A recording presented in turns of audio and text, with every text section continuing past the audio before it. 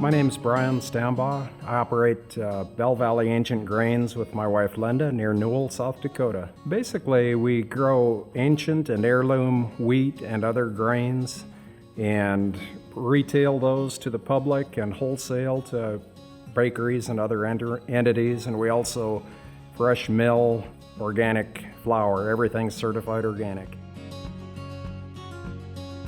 Basically, we've been farming since 2002, and in 2015 we were looking for some type of value-added product, and we just came across this, and it seemed like a good option for us. We grow the three true ancient wheats that are einkorn, emmer, and spelt, and then we also grow what are called heirloom wheat varieties such as red fife that was popular in the 1800s, white Sonora that's several hundred years old, and a couple of more modern wheat varieties. So the biggest difference between the ancient grains that we produce and the mass-produced wheat are the gluten content is lower in ancient wheats. That can help some people, and also the flavor profile is a lot more interesting.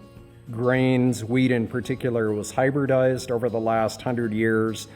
I think the focus is more on yield, a few more bushels per acre to maximize profits. Maybe flavor was kind of lost along the way somewhere. We don't have to buy seed. We just keep some of our old wheat and other grains back, use those as seed. So we have two types of wheat basically. There's winter wheat that is planted in September, October, gets a few inches high and then goes dormant in the winter and comes back in the spring. And the two that we have that are that variety are spelt and also Clark's cream. And the rest are spring wheat that are basically planted in late April. And we do some tillage to the field to make a good seed bed. And so we grow it, and it's growing strong in our relatively wet time, which is April, May, June, early June. And it just grows. We're organic, so we don't worry about spraying for bugs or weeds or anything, and just watch it grow and pray for no hail. Late June, it's basically done and turning the golden color that you see in wheat fields. And late July, we start harvesting it. And most wheat that you see harvested in the state or in the Midwest is done with a combine, and you see the combine going through the field. It just cuts the wheat and threshes it, takes the grain off the head all in one pass. We take a different approach. We cut the wheat with a swather and let it dry in a windrow for a few days, and that's got a couple of advantages. Being organic, we cannot spray for weeds, and green weeds would plug up a combine. So if we cut it, let it lay for a few days, the weeds dry down. And also, if the wheat is not quite mature or low enough moisture, that drying process helps that. It's critical to store wheat at a low moisture level.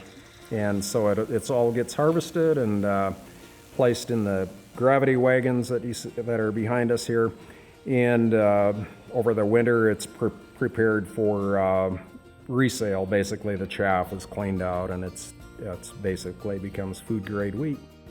We pull up here with a gravity wagon full of wheat, and it gets augered up to the grain planer that you see behind us.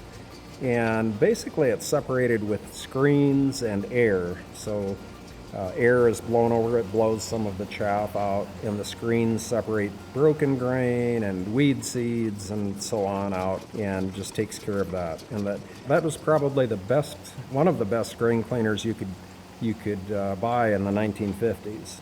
And we use that. It's very dependable, does a great job.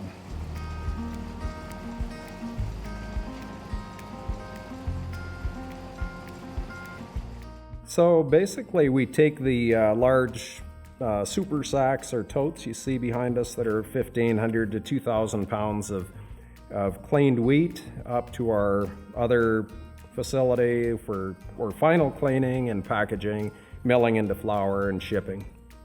We sell nationwide. We have a website to order from. People can just call us or email. Also an Etsy site. Bakeries in Sioux Falls, that Looks Marketplace that uses quite a bit, that they mill into flour and many of their bread products. Also in Colorado and Rapid City, Spearfish, there are outlets. I think my favorite part about growing the wheat is just kind of the miracle of seeing it grow. You plant, I mean, you expect it to grow, but you plant it and it pops up, and over a few months evolves into a terrific golden field of wheat, and it's just wonderful to see that happen and then harvest it and see it harvested. I think is terrific. The reason people should think about buying this grain, the key arguments are nutrition that we've talked about, because the true whole wheat flours got superior nutrition. And then secondly, flavor. And I mentioned earlier when you buy tomatoes at the store, sometimes they don't taste anything like a tomato. And this actually has a nice flavor profile. I was not at all a health food person, and since we tried the wheat and realized the flavor advantage and researched the nutritional advantage and difference, it's changed the way I think about food.